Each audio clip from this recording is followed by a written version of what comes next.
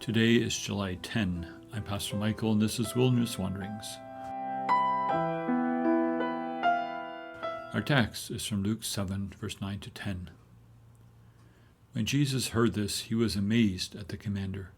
Jesus turned to the crowd that was following him. He said, "I tell you, even in Israel, I have not found anyone whose faith is so strong." How does one get noticed by God or get into his good books? How do I get into heaven?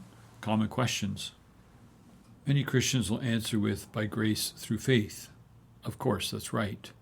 Yet I wonder how many Christians realize how difficult it is to hold to this.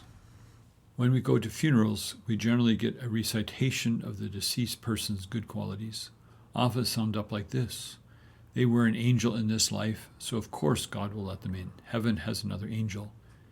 In other words, if I do enough good in this world, I will get into heaven. It's difficult for us Christians to keep this sentiment from creeping into our worldview. Our text suggests a different question. What amazes God?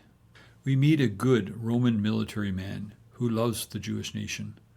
He was wealthy enough to have helped the Jews build their synagogue in Capernaum. In this story, he sends some Jewish elders to Jesus, hoping for help with his dying servant. These elders advocate for him. He is a good man, Jesus. He deserves your help. On the way to this Roman home, Jesus is met by the man's friends with a double message. First, I am unworthy of your attention. He recognizes that despite having done significant good, God owes him nothing. Can we say that? Self-worth often subverts our faith. We get angry with God, thinking we deserve better than we are getting.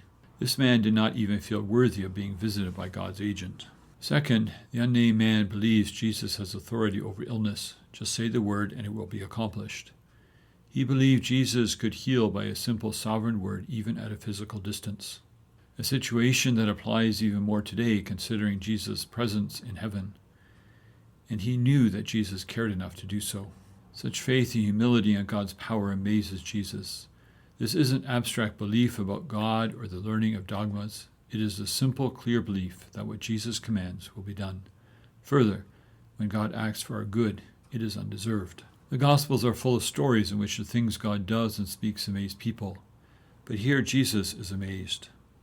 It is not the man's accomplishments or his good works that amaze Jesus, but the man's faith in who Jesus is and in his power. We are invited to consider our own faith. Do we believe this about Jesus? Here is a Gentile who understood who Christ is. This passage calls us to possess a similar faith. God owes us nothing, yet he extends his compassion to us. God honors us with his grace, not because we deserve it, but because he cares. Let us be amazed at our God. As you journey on, go with the blessing of God. May the peace of the Lord Christ go with you wherever he may send you. May he guide you through the wilderness, protect you through the storm. May your day end with rejoicing at the wonders he has shown you. May you rest in his provision as he brings night and then new dawn.